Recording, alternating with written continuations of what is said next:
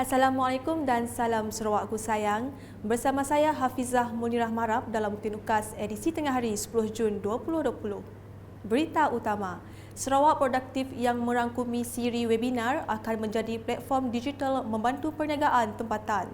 Menurut Ketua Menteri Sarawak, Datuk Patinggi Dr. Abang Haji Abdul Rahman Zohari Tun Datuk Abang Haji Openg, webinar memberi kesedaran transformasi digital termasuk kepada perusahaan kecil dan sederhana PKS. Sarawak Productive. It is a series of webinars to create awareness about digital transformation for small and medium enterprises, especially in the subsector of retail as well as F&B. And this is very important in the services sector, including tourism. This webinar will assist businesses to operate on digital platform as well as to promote business matching between digital service providers and entrepreneurs. Bercakap selepas webinar post-COVID-19 Sarawak The New Normal pada Selasa, ujarnya untuk tujuan sama dan juga pendekatan lebih holistik, Sarawak Produktif turut merangkumi program intervensi inovasi perusahaan. Dalam pada itu, Ketua Menteri juga berkata perkhidmatan maya perniagaan akan dilancarkan pada bulan Ogos depan. Laporan seterusnya, kapasiti perubatan dan kesihatan awam di negara ini berada pada tahap yang lebih baik dan meyakinkan. Perdana Menteri Tan Sri Muhyiddin Yassin berkata ini sekaligus menunjukkan Malaysia telah berjaya membendung penularan COVID-19 dengan berkesan dan sedang memasuki fasa pemulihan ketika ini. Saya nak mengucapkan syabas kepada para petugas barisan hadapan dan anda semua yang telah menyumbang kepada kerajaan untuk membendung wabak COVID-19. Kejayaan ini adalah kejayaan anda semua. Anda telah memberikan kerjasama yang baik kepada pihak berkuasa dengan mematuhi semua SOP yang ditetapkan sepanjang PKP dan PKPB dilaksanakan. Beliau berkata demikian semasa berucap dalam perutusan khas Perdana Menteri mengenai Perintah Kawalan Pergerakan pada Ahad. Laporan berikutnya, Jawatan Kuasa Pengurusan Bencana Negeri Sarawak JPBNS merangka polisi yang praktikal melibatkan pergerakan rakyat di negeri ini dengan Brunei Darussalam termasuk Sabah. Timbalan Ketua Menteri Sarawak Datuk Ahmad Douglas Ugah Embas berkata, polisi yang praktikal adalah perlu bagi memudahkan pergerakan rakyat Sarawak di Limbang untuk mencari mata pencarian atau menjalankan aktiviti harian mereka. Bercakap dalam sidang media harian COVID-19 di Kuching pada Selasa, beliau memberitahu begitu juga dengan pergerakan rakyat Sarawak di Lawas yang bekerja di Sabah dengan kerajaan negeri telah mengarahkan pejabat residen supaya membincang dengan pihak berkuasa di Sabah.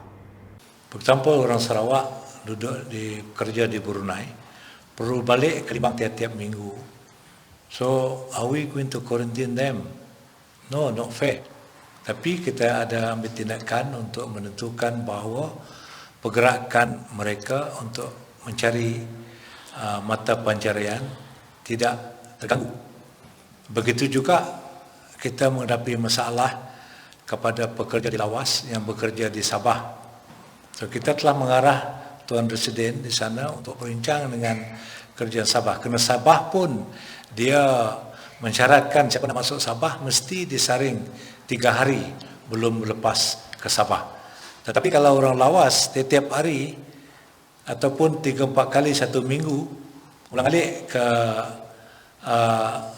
Sabah, then kalau dia perlu disaring 3 hari belum lepas, that is not practical. So we created a practical policies to enable these issues within the international and state borders to be conditioned so that it will not impact the livelihood of the people there.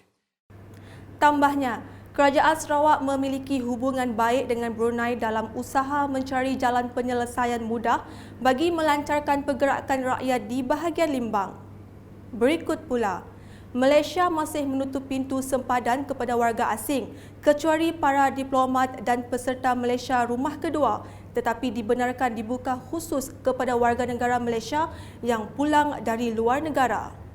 Bagaimanapun menurut Menteri Kanan Keselamatan Datuk Seri Ismail Sabri Yaakob, rakyat Malaysia yang ingin keluar negara perlu mendapatkan kebenaran daripada Jabatan Imigresen. Bagi rakyat kita yang nak keluar negara, memang kita juga sebenarnya menutup pintu kepada rakyat kita untuk keluar negara. Tetapi kita mempunyai banyak permohonan. Misalnya pelajar yang terpaksa pulang ke universiti mereka di luar negara untuk mengambil peperiksaan. Ya, ataupun kes-kes lainlah. Kes-kes tertentu. Jadi kita bersetuju untuk membenarkan kes-kes khas seperti ini untuk keluar negara, tetapi tertakluk kepada kelulusan daripada Jabatan Imigresen. Beliau berkata demikian dalam sidang media harian PKPB pada Selasa. Beralih ke laporan pengoperasian TASKA.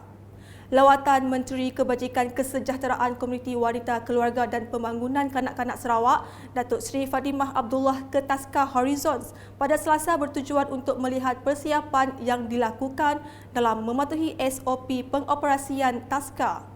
Hasil lawatan mendapati guru dan kaki tangan TASKA mengikuti segala garis panduan yang telah diarahkan seperti mengambil rekod suhu badan, mengisi borang klarifikasi kesihatan serta menyusun tempat duduk kanak-kanak mengikut penjarakan sosial.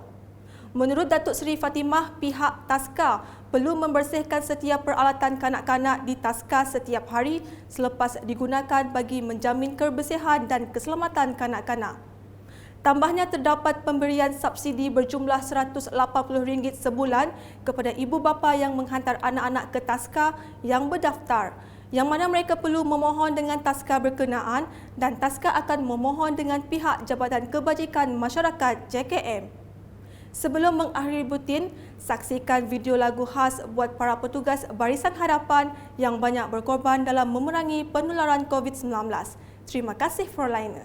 Anda wira kami.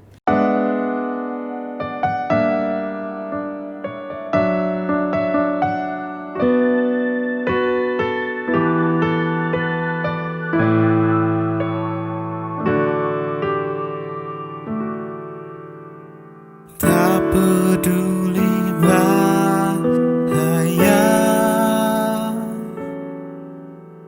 engkau tetap ada di situ, bertarung bergadai nyawa demi hidup yang lain. Tetaplah kuat walaupun sukar, jerih payahmu tak sia-sia. Tetaplah tabah walaupun susah, Tuhan pastikan balas semua.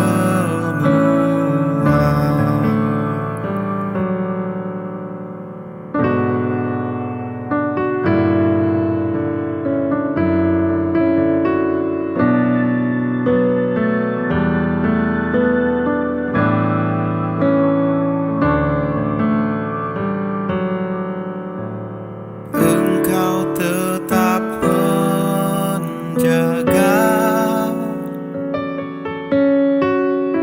agar kami dapat tersenyum. Kau berkorban tanpa jemu demi hidup yang lain. Tetaplah kuat walaupun sukar, jerih payahmu